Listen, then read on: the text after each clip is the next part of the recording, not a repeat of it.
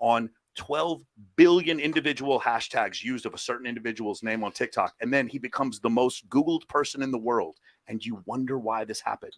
Women are like so baffled. Why did Andrew Tate become so popular? And it was because he spoke specifically to that guy stalking those shows. He spoke specifically, he was sitting there listening to women that he thought were attractive say there are no good men out there when he has never cheated before. And then he's in this situation. But the problem is he is working at Jack in the Box. Yeah. And so the supply and demand curves don't meet. And so that's essentially what happens. But whenever Vegas is way worse than here. In Vegas, all the guys that are there are 6'3" male models and VIP hosts who strip at Men of Sapphires on the side and have body counts in the thousands. And when I tell women how many girls do you think the guys ever slept with? Oh, they're like, at least 200. Every guy's been with like 200. Like 200? 200, bro. That's not even close to being true. That wasn't even in the summer. Yeah. But this brings me back to the point that I said in the beginning about cheating, that we are again sleeping with that small portion of men, and all the women are fucking them. So you are sharing your men, and all the women that say I'm insecure and that I have no respect for staying with a man or wanting to stay with a man that would exercise his options, as we say, you guys are just delusional because you're getting cheated on. You just don't know it. They just lie to you. Well, they live in denial, and the guys are either good at hiding it, or they're like, oh, my man would never step out. But statistics don't lie, right? Numbers don't lie. And we know that most of these guys aren't in their 20s. Just imagine guys in their 20s aren't getting laid. That's when you're supposed to be like, for sure. Yeah. But they're not, because they don't have the accessibility. By the way, if you were to look at the chart, and I wish we could pull it up here, you would see what happens in the summer that the iPhone comes out, which is like 07. You'll see that is the bottom of the chart where the least number of men are not having sex, and it just goes up like this. The chart, it goes up like this to where it goes from, like, we're talking 11% up to 28%, then 33% from 2007. In a decade, yeah. It's just madness how fast. For women, barely goes up. Not barely. It goes from maybe 12% to like 14, 16% of women are not having sex. So the number of women not having sex doesn't arise that much. The number of men not having sex skyrockets because of the iPhone. Because what the iPhone did and what social media did, it did not make it easier for men to have sex with women. It made it easier for a small group of men to have sex with all of the women. And the other thing is, there is no Dallas dating scene anymore. There is no Wichita dating scene anymore. There is no Des Moines dating scene anymore. There is no Sacramento dating scene anymore. There's one massive dating scene. Right. And the prettiest girls in every dating scene end up at the Maxim party next to me on the red carpet because I see them, or they end up at the Playboy Mansion, or they end up at the Ignite party, or whatever. It is one global dating scene now. And this is what makes it so problematic. Instagram. Like, do you know how many girls I know? There's like, Tyga slipped in my DMs. I'm like, Tyga must do nothing in his life except slide in DMs. Yeah. The number of girls, dude, all my life, I was sitting next to this girl. On the bed, and we're talking, and she gets a message, and I look at it. It's from fucking Champagne Poppy, and I see the fucking blue check mark, and I'm like, Drake. And she stayed with me that night, but I'm like, I gotta fuck with Drake. Like, I gotta compete with Drake. Are you kidding me? Drake, what the fuck, dude? Like, I'm like seriously, like, I dodged the bullet, but there's still bullets flying at my head in my relationship. That's true. And another thing, this is really important. It is not other men's responsibility to not hit on you. You guys are attractive. That's right. Other men are going to hit on you. It is your responsibility to keep a boundary around specifically your boobs, your butt, and your nipples. That's right. For other men to not touch them. And if that doesn't happen, if that becomes an issue, and for a lot of women that is a big issue, then for me it's just a boundary where I say, hey, listen. And by the way, there's never any emotion in it. As soon as you do something outside the bounds of our relationship, the relationship's over. I'm not breaking up with you. It's an if-then statement, like in programming. As soon as you step across that line, the relationship is immediately over. Does that make sense? There's no transition to where I break up with you. We're just done then. Because you violated like a bylaw. That's exactly right.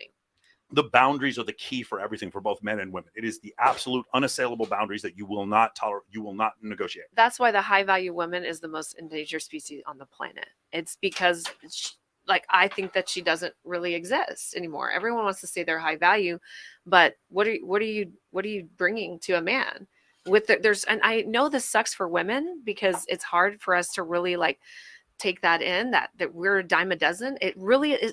Trust me, it's shitty. Especially, you look in the mirror and you're like, damn, like you said, it's a giant big cesspool of hotties ending up with the men that we all want to fuck, we all want to be with.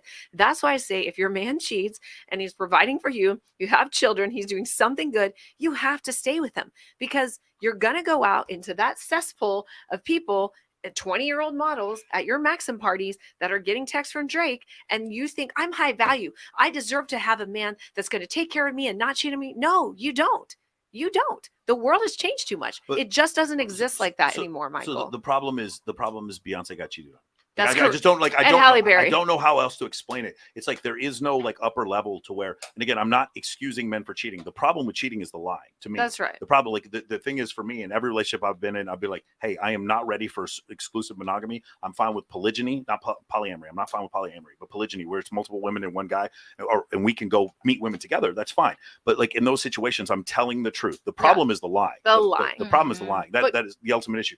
But yeah, I mean, going back to what you said before, like when you get to these situations with those type of men, you're going to find that it becomes more and more difficult for the guys to not be in that stratification, and it gets worse every year because, like I said before, the guys that are at the top, like it's not, you don't get like a little bit better in your dating life when your social media is good. Like it's fucking insanity what happens, dude. It's like you get everything and you get so much attention from other people. And then there's the other problem of pre-selection. If a woman posts her dude on social media, oh shit, that's the worst thing you can do. She loses a ton of followers. If I post my girl, another girl after that, I get, oh dude, there was this one girl I'm just friends with Lindsay Palas. If anybody asks, because I know I have a bunch of pictures with her, we are just friends.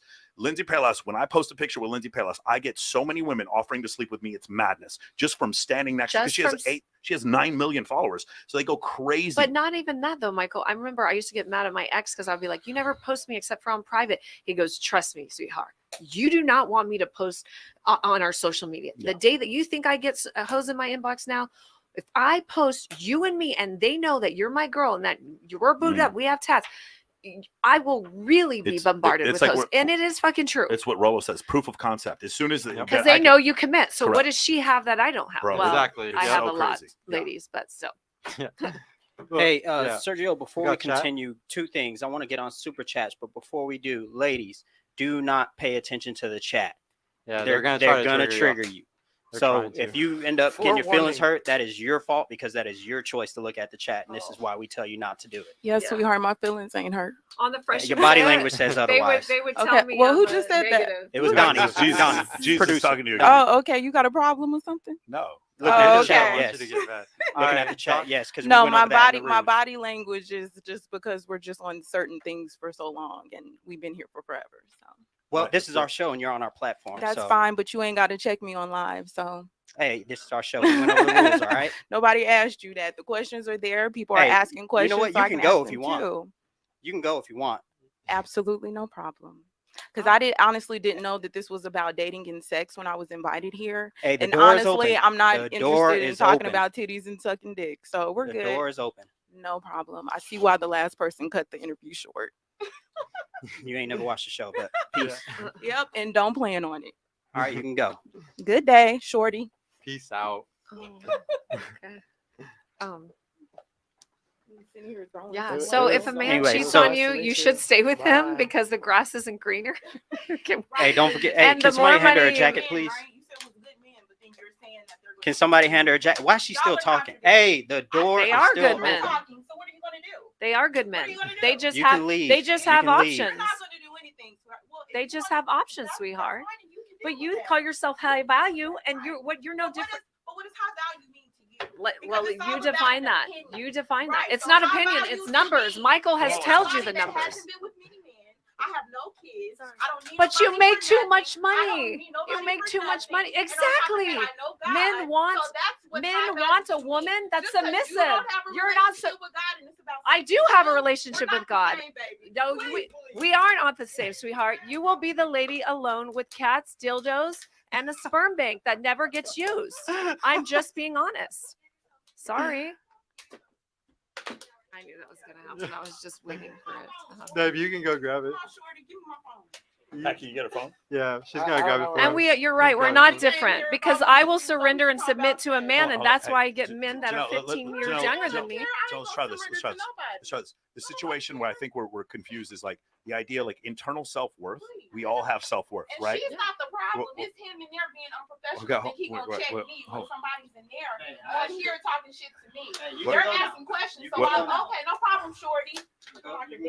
Again, so the issue.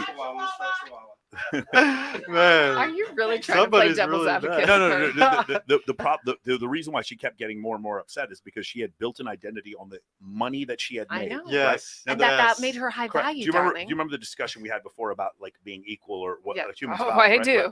The problem is when we start talking about humans being equal, now we get it. We're taking this discussion about dating into civil rights, and I don't want to do that. I know. Instead, what we're saying is, and Rollo says this before, there's a difference between your value to the opposite sex and then your internal self-worth. Correct. Her internal self-worth, She's got a high one. her internal self-worth is based on the fact her relationship with God, or in this situation, Double masters, money, double all masters, the bling. exactly. And so when we challenge her and we say high value, it's one of these things. Is the moon a big place? It's not. It's a big place if you and I were next to it. Is it a big place compared to the earth? No, it's tiny. No, it's tiny. It's representative. So in her situation, compared to other women, she compares herself and says she's high value. However, when the barometer becomes male sexual attraction, it lowers, or rather, it doesn't go up because their dicks go soft when they know a woman makes that much money. I don't even know if it's that big of a problem, but I think they may go soft because she's constantly trying to big dick them. Yeah, I think they go soft because she won't surrender. She Right. won't be submissive. Exactly. And my thing is, if I meet a guy that he's like, listen, I want you to quit doing what you're doing, gladly. Yeah. Oh, I will follow you around, worship your lingam all day, do whatever the fuck you need me to do. We need some t-shirts. I don't Worship your need- lingam. Worship your lingam, presence over penis, baby. But yeah, so and she won't do that. Yeah. Because course. she thinks her worth is in her confidence, her bank account, her bling, that she hasn't had very many sexual partners. And maybe someone in the church will consider that good, a faith-based man. But at the end of the day, he's going to be beta for fucking sure. 35 and that masculine? No way. Or I'm going to Not just say this, happening. or I'm going to say this, or in the closet. Oh, 1,000%.